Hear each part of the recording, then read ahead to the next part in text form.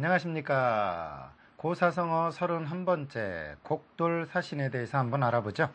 우리가요 이런 경우가 있죠. 어떤 일을 할 때 충고를 해준 사람보다 그 충고를 안 듣고 불행한 일을 겪은 후에 그 불행한 일을 조금 도와준 사람을 칭찬하는 경우, 한마디로 열심히 하라고 했었던 근본을 가르쳐 준 사람은 거지 취급을 받고, 근본에 힘쓰지 않다가 겨우 끝부분에서 어떻게 가까스로 위기를 모면하고 나서는 그것을 젠체하는, 그러니 사람이요 머리보다는 발로 뛰고 발보다는 그 옆에 사람 손발을 통해서만 겨우 위기를 모면한 그런 사람들을 우리는 곡돌사신이라고 합니다. 이게 뭔 얘기인지 설명을 한번 쭉 들어봐야 되겠죠? 그렇다면 첫 번째 납자 글자 한번 들어가 보죠. 첫 번째 글자입니다. 같이 보죠.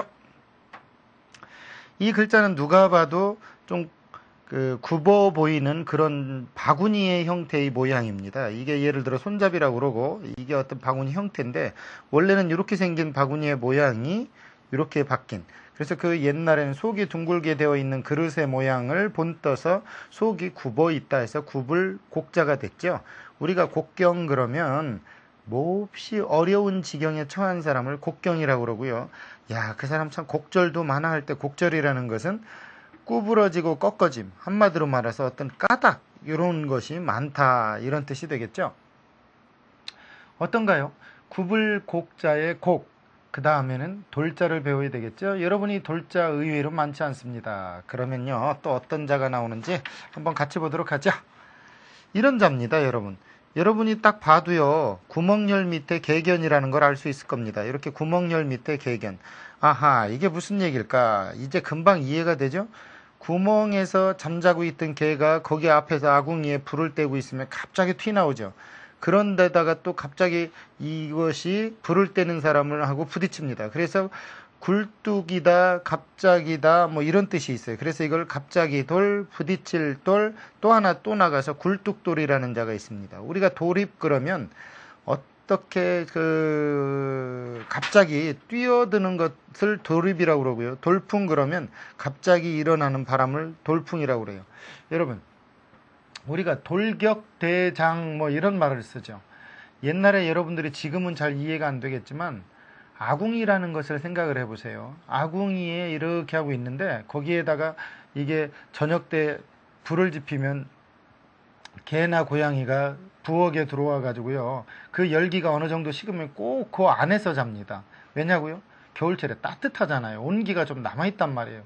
그런데 이 개나 고양이가 12시나 1시, 2시, 새벽 3시쯤 돼서 추운 기운을 참기 위해서 그 부뚜막 안으로 들어간단 말이에요. 그런데 이것도 모르고 주인이 새벽녘에 일어나가지고서 그 안에다 불이라도 지피는 날에는 안에 있던 고양이하고 개는 놀래 나자빠지죠.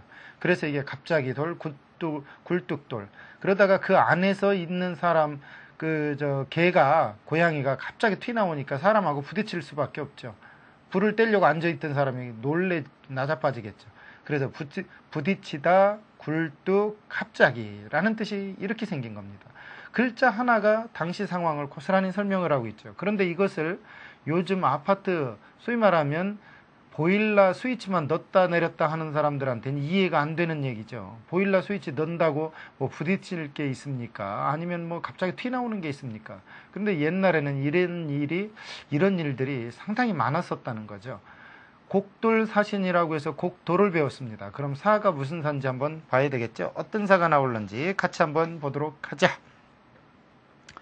우리는 이게 쫓을 종자랑 비슷하게 생겼죠. 여기에 사람인 두 개가 오면 쫓을 종자입니다. 즉, 이 부분을 이해를 하지 않으면 이 글자가 어떤 자인지 어렵습니다. 이 자가 원래는 전서에서 이렇게 씁니다. 요게 무슨 자냐면 이렇게 변화된 건데, 한마디로 머물러서 그쳐 있는 것을 쉬엄쉬엄 옮겨간다는 데서, 이게 쉬엄쉬엄 갈착자거든요. 요게 쉬엄쉬엄 갈착. 쉬엄쉬엄 갈착이 두인변과 이렇게 발의 짝필로 변화하고 그 위에 그칠지가 온 경우죠. 즉, 그쳐 있는 것을 쉬엄쉬엄 옮겨간 데서 옮길 사자가 된 겁니다. 우리가 이사하다 할 때 사자죠. 우리가 사거 그러면 쉬운 말로 거주지를 옮김, 다른 말로 이사함 이런 뜻이 되고요. 그 다음 사식 그러면 옮겨 심음 이런 뜻이므로 이 옮길 사자를 옮기리로 고치면 이식하다, 이식 이렇게 금방 이해될 겁니다. 원래의 글자가 전서에서 새롭게 써져 있는 경우를 조심하라고 그랬죠. 즉 무슨 얘기냐, 문자학을 공부하지 않고 무조건 파자학으로 글자를 쪼개가지고서 무조건 우리말로 옮기려면 어려움이 있죠. 원래 만들어질 때보다 변형된 글이 있다는 것 꼭 기억을 해두고 공부를 해야 되겠죠. 그러면 다음 마지막으로 섭신이라고 하는 뗄나무 신자를 한번 봐야 되겠죠. 같이 한번 보겠습니다. 여러분은 이게 초두라는 걸 알고요. 이게 세신이라는 걸 배웠습니다. 이제는 다 아시죠? 이 초두는 초목을 나타내는 거잖아요. 그렇죠? 초목을 도끼로 서 있는 나무에 가지를 톡톡 쳐가지고서 그 얇은 어린 새싹처럼 어린 나무를 뭐라고 하느냐? 우리는 이걸 섭 또는 뗄나무, 그래서 이것을 뗄나무신이라고 그래요. 이 세신자만 잘 기억을 해도 금방 이해가 되죠. 세신이 원래 만들어진 이유가 도끼로 서 있는 나무에 가지를 톡 치면 거기에서 새로운 가지가 난다 해서 세신이고, 그 쳐낸 초목을 뭐라고 그러느냐? 뗄나무, 이렇게 얘기해서 뗄나무신 또는 섭신이라는 글자가 생겼다. 이해가 금방이 되죠. 그 다음에 우리가 신수라는 말을 들어본 적이 있을 겁니다. 뗄나무와 물이라는 뜻으로 원래는 순 우리말로 옮기면 밥을 짓는다는 얘기입니다. 아침에 며느리를 깨우는 시어머니와 신수가 늦으면 아버님, 어머님 외출 준비 늦는다. 이렇게 얘기했었던 그런 신수는 밥을 짓는 걸 얘기하고요. 신탄 그러면 뗄나무와 수치라는 뜻으로 일반적인 연료의 모든 총칭을 우리는 신탄이라고 합니다. 옛날 어른들이 쓰는 말들을 여러분은 많이 이제 없어졌을 거예요. 이제 소위 말하면 컴퓨터 용어들이 판을 치니까 조금 예전에 멋있었던 말들이 없어져요. 달빛을 옛날에는 토영이라고 그랬습니다. 토영. 토끼 토자 그림자 영자. 달빛 속에는 토끼 그림자가 있다. 그래서 너무 멋지지 않나요? 달빛 그러는 것보다 월광 이러는 것보다 토영 얼마나 멋있습니까? 마찬가지로 신수라는 말도 아야 애기야 밥 지어라 이러지 않고 신수 늦으면 신수가 후원하지 못하다 이렇게 얘기하는 옛날 어른들의 풍자는 너무 이 학문적인 것에 옛날에는요 저희 어머니도 특별히 교육을 받지 못했지만 귀동량이 한 30년 되니까 거의 문자를 쓰십니다. 여러분이 어떤 언어를 쓰느냐에 따라 문화의 형태가 가벼운 문화가 되느냐 고급 문화가 되느냐가 결정이 나죠. 되도록이면요 좋은 말 고운 말 쓰면서 무슨 일이 벌어졌을 때 고사성어 하나 정도는 응용할 수 있는, 그렇게 되면요 그 상황이 잘 정리가 됩니다. 고사성어는 그런 지혜가 있죠. 그러면 이 곡돌사신이라는 문장 성분 한번 알아보고 역사 속으로 들어가 봐야 되겠죠. 그러면 문장 성분 한번 보도록 하죠. 같이 보겠습니다. 구불곡자에 갑자기 돌이라고 하면 굴뚝돌. 그러니까 뭐예요? 굴뚝을 구부리다 이런 말이죠. 굴뚝을 구부리다. 그 다음 옮길 사자 뗄나무 신자. 뗄나무를 옮기다. 무슨 얘기냐? 굴뚝을 구부리고 뗄나무를 옮기라 이러는 말입니다. 그런데 술목이니까 무엇을 무어하다. 무엇을 무어하다. 단문과 단문이 두 개 겹쳤으니까 복문이라는 거 알 수 있죠. 이 내용은 설원이라고 하는 책의 권모편에 나오는 얘기입니다. 이 설원이라는 건 전한말의 유향이라는 사람이 편집한 군주가 알아야 할 일을 여러 책에서 뽑아서 기록한 교훈적인 설화집입니다.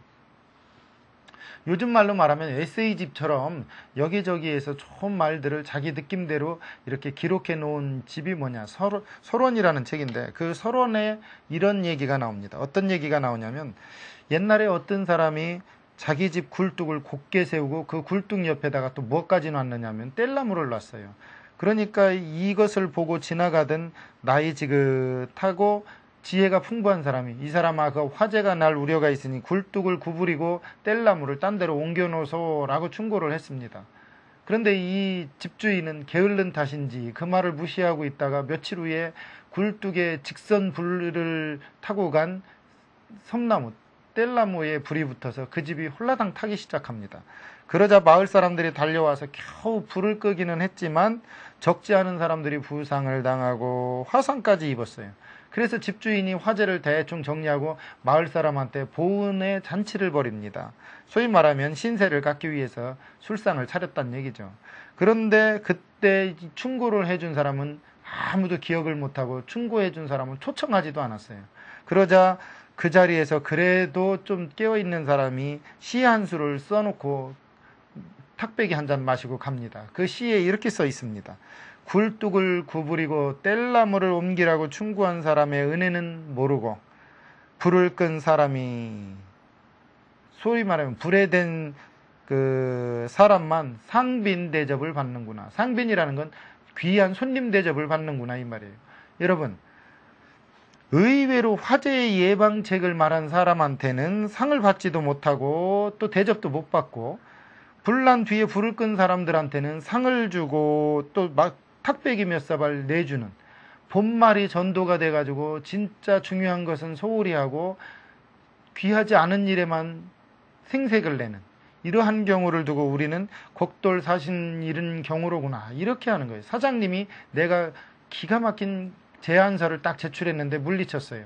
그래 놓고서는 무슨 일이 터지자마자 애쓰고 야근 2시간 더 하고서 밤샘 하루 한 사람한테만 포상금을 주고 잘했다고 여러 사람들, 회사원들 앞에서 칭찬을 합니다. 여러분, 이거 머리입니까? 이거 머리 아니거든요. 그때 한 사람이 이렇게 충고를 합니다. 곡돌사신이라더니 우리 사장님 여전히 똑같구나. 이렇게 하고 그냥 소위 말하면 성과금 없다 이렇게 생각하셔야죠. 여러분, 무슨 일이든지요, 지혜는 지혜 속에 있는 겁니다. 그 지혜는 틀림없이 근본에 힘쓰라고 여러분한테 가르칠 겁니다. 행여 누군가가 여러분에게 근본을 충고해 주거든 따르십시오. 그래야만 곡돌사신의 같은 화를 면하기 쉽겠죠. 오늘 강의는 여기까지입니다. 여러분들이 지혜로워지는 그날까지 고사성어는 쭉 이어집니다. 오늘 강의 여기까지입니다. 감사합니다.